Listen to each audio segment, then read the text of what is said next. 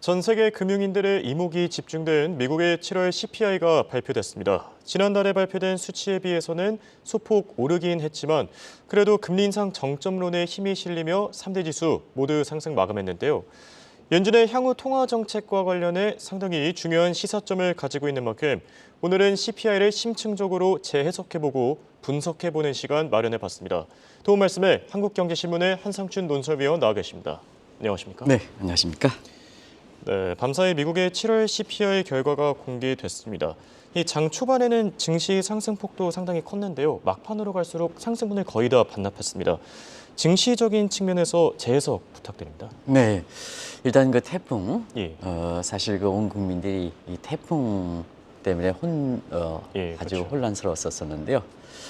미국의 CPI가 발표 나오고 나서도 굉장히 혼란스러운 시장이 제각각 움직임을 보여서 그렇습니다. 투자하는 입장에서는 굉장히 혼란스럽지 않냐 생각합니다.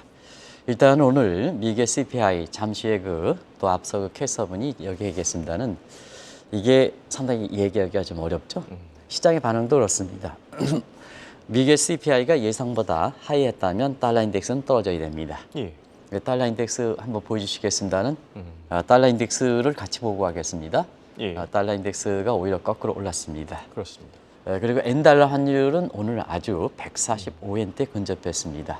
N달러 환율이 145엔 근접했습니다. 그만큼 엔화 약세됐다는 얘기죠. 예. 그리고 미국의 국채금리는 미국의 인플레가 예상보다 하이했으니까 사실 국채금리는 하락해야 됩니다. 예, 그렇죠.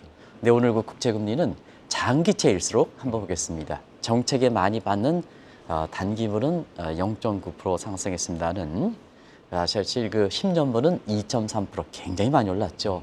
30년 같은 경우에도 2% 이상 올랐습니다. 예. 이런 분위기 어떻게 될 것이냐. 아마 오늘 좀 해설을 통해서 미국의 통화 정책에 상당 부분 변화가 있을 것이다 하는 것을 말씀을 드리겠습니다. 예. 이렇게 본다면 결국 오늘 제목에서 최근에 한국의 금융사들이 엔화를 이렇게 사줘서 이걸 가지고 미국의 국채를 사주는, 그러면 엔화가 약세이기 때문에 엔화가 강세되면 꼭 먹고 또 미국의 그 금리가 떨어지면 국채 가격이 올라가기 때문에 알 먹고 하는 이런 쪽에서 소비자들을 이렇게 권유하는 거 알고 있습니다는 예. 오늘 모습 보면 사실은 상당 부분 오히려 엔화가 약세돼서 환차선이 커지고 미국의 국채가 금리가 올라가는 과정에서 국채 가격이 떨어지다 보니까 양방을 맞는 구조가 이루어지게 됐습니다. 왜 이런 현상이 될까 하는 측면은 예. 일단 7월에 그 CPI 발표된 것을 다른 각도로 한번 해석해 보겠습니다. 우리가 이거 발표하기 전서부터 7월 CPI는 당연히 올라가는 거다. 예. 왜냐하면 6월 달에 작년 6월에 9.1% 대비해서 기저효과 때문에 3% 나온 것이 이례적으로 나왔다는 얘기입니다. 그래서 이 기저효과를 제외한다면 7월 달 CPI는 올라간다. 올라갔습니다. 그런데 올라가는 당연인데 예. 어느 선까지 올라가야 인플레 재발 우려가 나올까? 또 인플레 안정 기조가 잡힐까? 이런 논란이거든요. 그렇죠. 그래서 우리가 이 방송을 통해서도 누차에 말씀드려서 3.3%까지는 괜찮다. 인플레 재발 우려가 아니다. 인플레 안정 기조가 지속되는 거다 하는 이런 말씀을 드렸습니다. 오늘 공교롭게도 7월 CPI가 3.2% 발표했습니다. 그러다 보니까 3.3%를 벗어나지 못하다 보니까 예. 결과적으로 인플레가 안정 기조에서 벗어나지 못했다는 결과가 나오는 거죠. 그래서 3대 지수가 이렇게 동반 상승했던 배경이 되고요.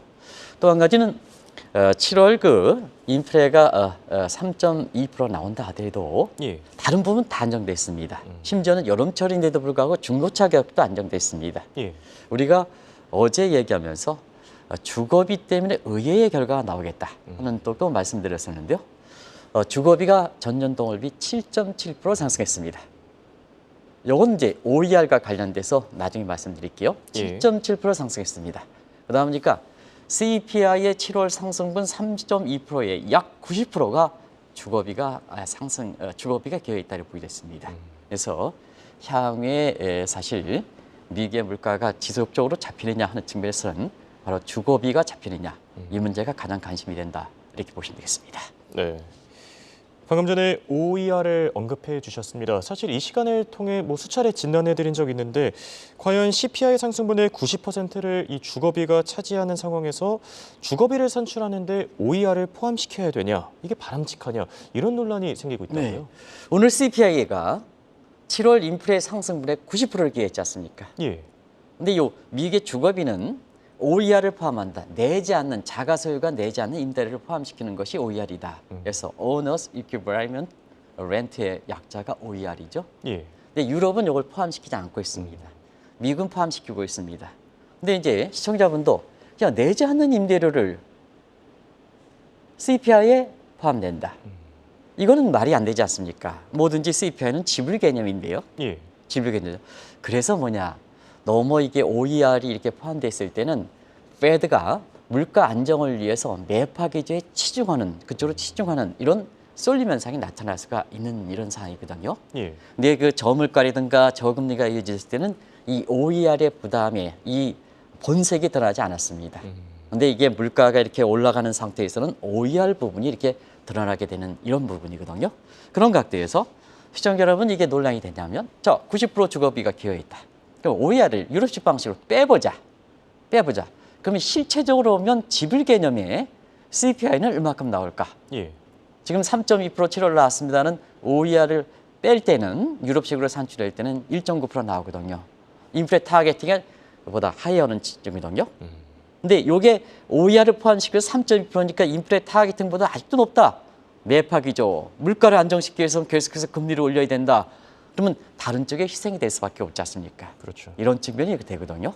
또 한 가지는 이게 OER을 포함한 주거비 개선도 지금 추세적으로 꺾이고 있습니다. 그래서 지금 상태에서는 인플레 목표치가 7월에 3.2% 나오긴 했지만 예. OER을 빼느냐 여부, 그다음에 주거비 자체도 안정기제에 접했기 때문에 향후에 보면 물가가 잡히지 않겠느냐 하는 이런 예상이 5월까지 나오고 있다 이렇게 보겠습니다. 예. OER을 포함시킬 수도 있습니다. 그런데 포함시켜서 이 연준이 인플레이션 목표치에 너무 치중하는 바람에 많은 부작용이 생기는 게 문제 아니겠습니까? 최근에 이제 보겠어요. 예. 그 3월자서부터 SB 사태, 이번에 다시 또 지방은행 사태, 상업용 부동산 사태, 이런 것이 결국은 페드의 금리가 너무 단계급하고 너무 많이 올림에 따라서 예. 인플레만 목적으로 하는 이런 쪽에 올리는 과정에서 나타나는 부작용이거든요. 그래서 지금 우리가 이제 미리 말씀드렸습니다는 이 R스타 금리와 R 더블스타 금리 요거 예. 이제 여기에 잭슨홀 미팅이라든가 향후 통화 정책이라든가 이런 데 굉장히 주목돼서 보실 변수가 있다. 어렵지만 요거 주목해서 보실 변수가 있다 하는 얘기인데요. 오늘 미국의 CPI 발표하고 나서 이 문제가 R스타 금리, R 더블스타 금리가 다시 부각되고 있습니다. 아시겠지만 R스타 금리는 실물 경제, 사실 경제 부담이 되지 않는 중립금리다 하는 것은 다 아실 거로 생각하고요. 예. 그다음에 R 더블스타 금리는 금융 시스템에 위협을 주지 않는 금리다. 근데 지금 페드가 너무 그 금리를 단기게 인플레만을 치중해서 금리를 올리다 보니까 어떤 뭘이 되냐? R 스타 금리가 R 더블 스타 금리보다 더 높은 상황이 되고 있습니다. 그러다 보니까 뭐냐? 결과적으로 보면 금융 시스템이 그만큼 불안하게 되는 거죠. 예. 금융 시스템이 불안해진다는 것은 결과적으로 보면 지금 미국도 가계부채 부담이 상당히 높습니다. 국가 부채 높죠? 예. 은행 부채 높죠? 그리고 회사채가 아주 만개 집중적으로 돌아오고 있습니다. 예. 이런 부채 부담이 높은 상태에서 결과적으로는 금리를 과다하게 이렇게 올릴 때에는 다른 쪽의 부작용이 나오는 거거든요. 그게 은행위기 문제가 계속해서 터져 나오는 거고 피치의 국가 신용등급이 강등되는 문제가 나오는 거고 지금 연일 나오고 있습니다는 상원전 부동산의 가격이 폭락하는 문제 예. 이런 다른 쪽에서 휘성하는 문제거든요. 그래서 물가가 어느 정도 통제만 되면 다른 쪽의 목표 경기 부양 목표라든가 금융 시스템을 안정시키는다든가 이런 것들이 균형적으로 와야 된다. 균형적으로 와야 된다 하는 측면이 R스타 금리와 R 더블스타 금리의 중요한 점이거든요. 예. 이런 점이 오늘 미국의 7월 CPI 이렇게 발표된 이후에 이런 문제들이 급부상하고 있다고 보겠습니다. 예. 확실히 다가올 잭슨홀 미팅 사실 이제 2주밖에 남지 않았죠. 네, 그렇습니다. 예, 잭슨홀 미팅에서도 심도 있게 다뤄질 것 같고요. IMF도 이 문제를 이미 정식으로 제기하지 않았습니까? 네, 정식으로 얘기했죠. 왜냐하면 사실 7월 중간 전망과 그 이전에 정식 전망인 4월 달에 전망 보면 예. 세계 물가가 정점이 꺾였다. 지금과 마찬가지죠. 미국도 물가 정점론이 나오는 거 마찬가지로 예. 사실 피본 얘기가 많고 거기에 맞춰서 금리 정점론이 인상 정점론이 나오는 거 마찬가지로 이제는 그런데요. 한번 4월 달에 세계 인플레 중간 전망에서는 인플레 전망이 부분적 국가이기 때문에 총괄적으로 나오지는 못합니다. 개별 전망은 나오기 때문에 세계 전체적인 측면에서 인플레는 4월과 10월 달에 나옵니다. 예. 그런 측면에서 보면 회원국 전체 인플레 수치를 감안한 세계 인플레는 작년에 3분기를 정점으로 꺾였다. 그러다 보니까 꺾였다는 것은 인플레가 각국 중앙은행의 통화정책의 통제권에 들어왔다는 얘기입니다. 그게 이제 시청자 여러분 잘 아시겠습니다는 디스인플레다. 디스인플레다. 그러다 보니까 자연스럽게 자, 그 위에서 계속해서 금리를 인플레만 중심에서 금리를 계속해서 올리면 자, 올해 은행이 터졌죠. 예. 미국의 은행이 터졌습니까? 유럽도 지금 똑같은 가격대에서 유럽도 터졌었죠. 예. 그런 가격대에서 이 은행이 문제가 너무 인플레만 생각해서 정점이 꺾인 상태에서 하면 이런 문제가 터진다는 얘기죠. 그래서 아시겠습니다. 2021년 10월 IMF 연차 총회에 있을 때는 각 회원국들한테 물가를 잡기 위해서 금리 인상을 강조했습니다는 각국 회원국의 중앙은행한테 자 올해 4월부터는 인플레가 통제권이 되고 예. 너무 인플레만 치중해서 사실 통화 정책을 할 때는 상온전 부동산 가격 폭락, 그다음에 은행 위기 문제, 국가의 신용등 문제, 부채 함정 문제 이런 문제가 터지다 보니까 결과적으로 경기 부양과 금융 시스템 안정의 건전성 문제에도 이렇게 중요하다 하는 입장으로 우선순위가 IMF 회원국들한테 권고하는 내용들이 바뀐 상태거든요. 그때 인상이 깊었던 것은 사실 선진국 중앙은행, 여기 페드가 되겠죠. 이제는 자 통화정책의 선제성으로 볼 때는 예.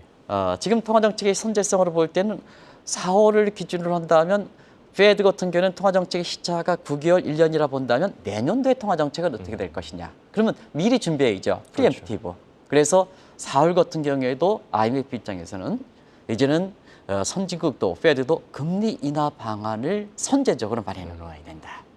근데 자 2주 앞으로 다가온 잭슨홀 미팅에서는 예. 이런 문제가 IMF에서 건의했던 내용들이 이렇게 다뤄지지 않겠나라고 보고 있습니다. 예.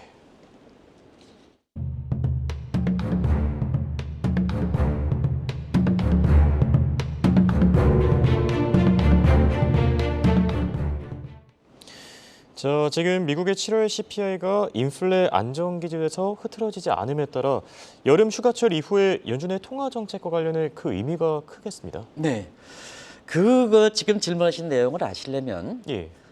페드와 그다음에 파월이 사실 금리 정책에 대해서 최종 스탠스를 아셔볼 필요가 있습니다.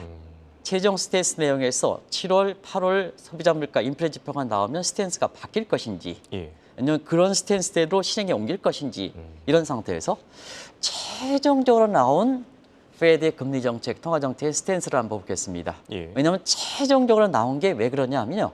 페드와 파월도 오락가락했죠. 그래서 최종적으로 나온 스탠스를 한번 보겠습니다. 이게 7월 회의 결과가 아닌가 생각합니다. 페드 예. 입장에서는. 그래서 페드 회의의 7월적인 전체적인 뉘앙스는 6월보다는 매파성이 누그러졌다. 그 근거에 있어서는 6월 CPI 3% 나오고 기대 인플레가 굉장히 완화된 부분에 대해서 부분적으로 인정했죠. 예. 그리고 그 이후에 파월의 기자회견이라든가 의회 증언을 보면 시청자 여러분 아시겠습니다는 자 파월의 기자회견을 보면 9월 달에 금리가 동결될 수 있다. 인상할 수도 있고 동결될 수 있다. 하는 측면에서 금리 동결 얘기가 많이 나온 거죠. 예. 그러다 보면 오늘 나온 7월 CPI가 결국 최종적인 페드와 파월의 스탠스를 바꿀 것이냐 하는 문제입니다. 그런데 사실 오늘 7월 CPI가 예상보다 낮게 나왔고 예. OER이든가 이런 측면에서 그다음에 사실 CPI의 기여분의 90%를 차지했던 주거비가 안정세를 상승세 꺾인 점을 가만히 볼 때에는 결과적으로 보면 최종 스탠스의 내용을 꺾어서 매파적상에서 다시 금리를 올리는 쪽보다는 최종 스탠스의 내용들을 실행에 옮기지 않겠느냐. 결과적으로 보면 이제는 금리 인상의 정점론의 공감대가 형성된다. 이렇게 예. 볼 수 있습니다. 그래서 변동성이 크긴 했지만 미 증시가 3대 지수가 사실 장 마감 가격으로 올라가 있던 배경이다 하는 것을 말씀을 드리겠습니다. 근데 문제는 여기서 이제 중요한 겁니다. 미국의 국채 금리가 앞서 말씀드린 것 같이 단기물보다 장기물이 많이 올라갔습니다. 예. 왜 그럴까 하는 측면은 지금부터 아마 오늘 혼란된 사항을 이렇게 말씀드리겠습니다. 3분기는 일단은 미국의 국채 발행 물량이 굉장히 증가하고 있다 하는 측면을 말씀드렸습니다. 그러다 보니까 국채 발행 물량이 증가하다 보니까 일단 재무부에서 국채 발행을 증가시켜요? 사줄 사람이 어디 있습니까? 그렇죠. 그러다 보니까 수급상의 미스매치 현상 때문에 오버 서프라이, 공급 과잉이 되다 보니까 인플레가 예상보다 낮을 때도 불구하고 결과적으로 보면 공급 물량 증대에 대해 가격은 떨어져 국채 금리가 장기밀일수록 더 올라갔다 이렇게 보시면 되겠습니다. 결과적으로 보면 달러 인덱스는 보이지 않는 기준금리보다 예. 보이는 10년물 대표금리에서 많이 좌우되는 겁니다. 미국의 국채 금리가 이렇게 10년물 금리 장기금리 올라가다 보니까 달러 인덱스가 올라가 있죠. 캐리 자금이 저기니까. 그렇죠. 결과적으로 보면 엔달러 환율도 앞서 보여준 것처럼 144.7. 특히 유로화 부분에 대해서는 2008년 이후에 엔화가 가장 약세가 됐다.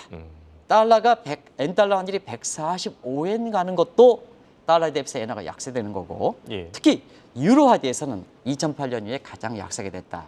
아마 엔화를 투자하세요. 그다음에 엔화를 매입해서 미국의 국채를 투자하세요. 그럼 이 환경을 보면 미국의 10년물 국채 금리가 올라갔다는 것은 결과적으로 국채 가격이 떨어졌다는 얘기죠. 그다음에 엔달러 환율이 145엔 이렇게 됐다면 엔화가 한 차익이 아니라 한 차 손이 되는 거죠. 그렇죠. 이런 거를 이렇게 사실 시청자분이라든가 그다음에 금융사의 증권사의 소비자분한테 이거 엔화를 이렇게 매입해서 미국의 국채를 투자하세요 이렇게 얘기하는 게 잘못됐다는 얘기입니다. 그리고 오늘 지금부터 지적해 드리겠습니다. 예. CPI는 완화됐는데 국채 금리와 달러 인덱스는 올랐다. 사실 많은 투자자분들이 좀 궁금해할 부분이었는데 좀 명확하게 해설을 해주셨고요.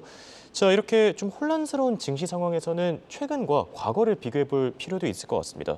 최근과 같은 상황에서 이 과거의 페드는 어떻게 했습니까? 네. 최근과 것처럼 이런 상황이 있을 때 과거에 이렇게 기록물을 이렇게 보면 예. 지금과 것처럼 가장 비슷한 상황이 2006년 7월 달이 아닌가 생각합니다. 그때는 당시엔 앨런 그리스본 세계 경제 대통령이 페드 의장으로 있었을 때죠. 예. 통화 정책을 가장 잘 친다 이렇게 보시면 되겠습니다.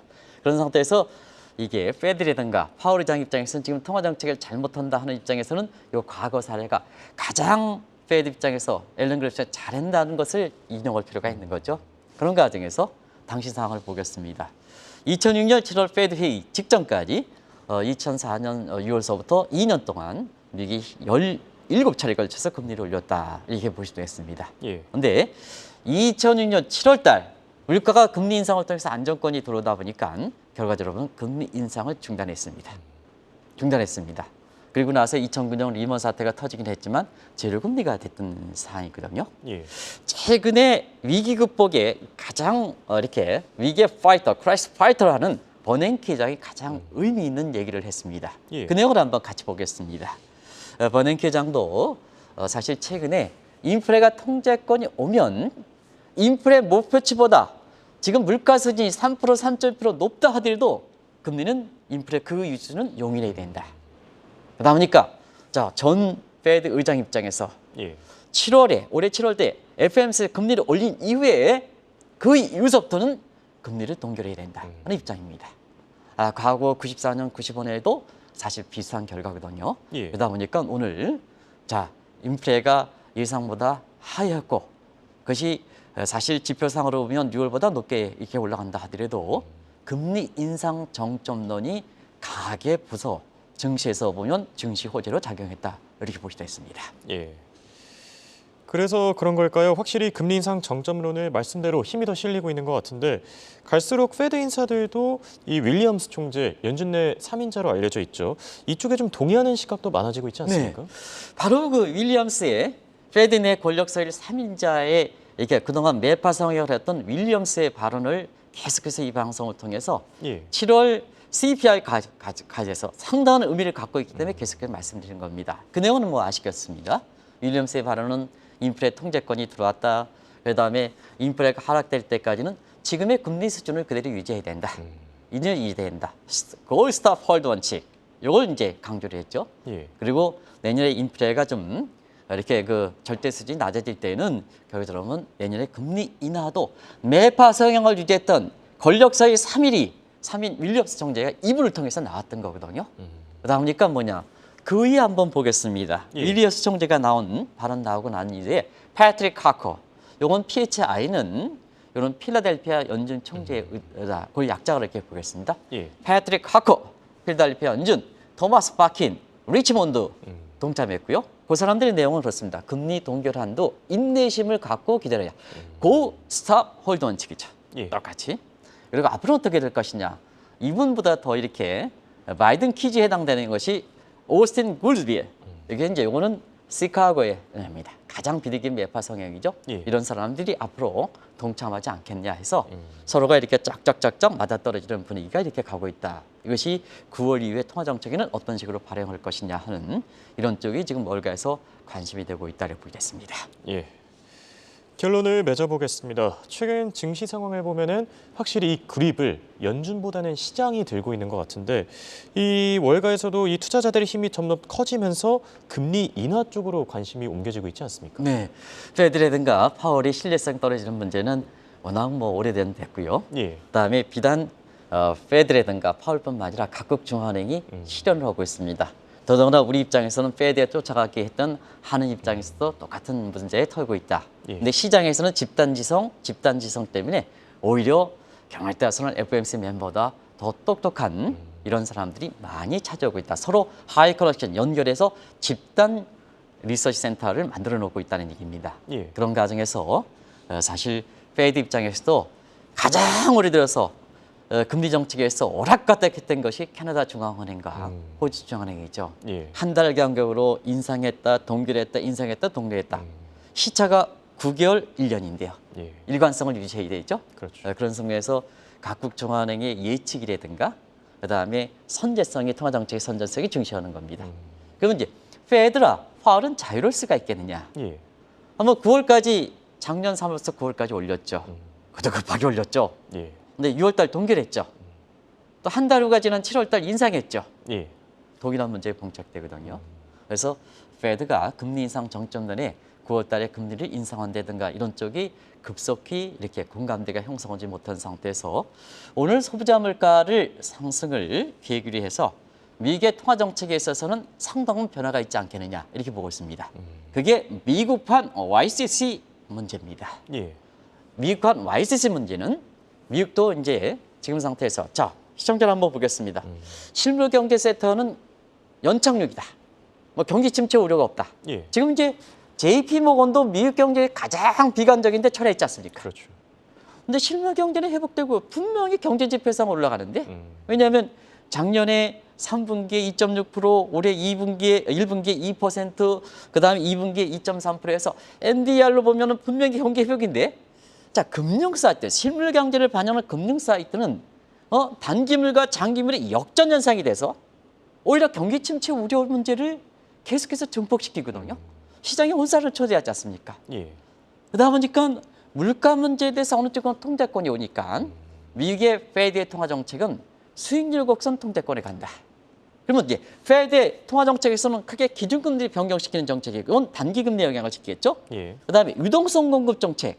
자, 그동안 뭐냐면 시중에서 코로나 사태라든가 뭔가에서 유동성을 공급하기 위해서 민간이 갖고 있는 10년물 국채 장기물을 사줬거든요. 예. 그럼 밸런스 시스템 상에서 보면 자산 부분에서는 장기채가 많이 잡혀, 과도하게 장기채가 많이 잡혀 있는 겁니다.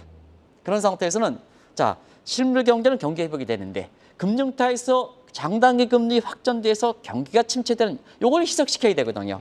경제를 안정시켜야 되니까. 그렇죠. 그래서 중에서 YCC 문제의 컨트롤 문제가 나오는 겁니다. 그런 차원에서 기준금리 정책은 단기금리를 안정시키는 데 간다.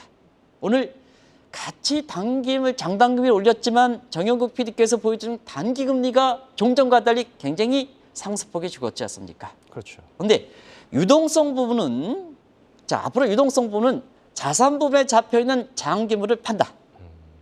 장기를 판다. 그러면 채권의 공급자가 증가하면서 채권 가격이 떨어지고 시장 장기물은 금리가 올려지죠. 예. 그러면 이제 자 기준금리는 단기금리를 안정시켜주고 그다음에 유동성 공급 측에선 장기금리를 올리니까 자, 수익률 곡선의 역전폭이 줄어들겠죠.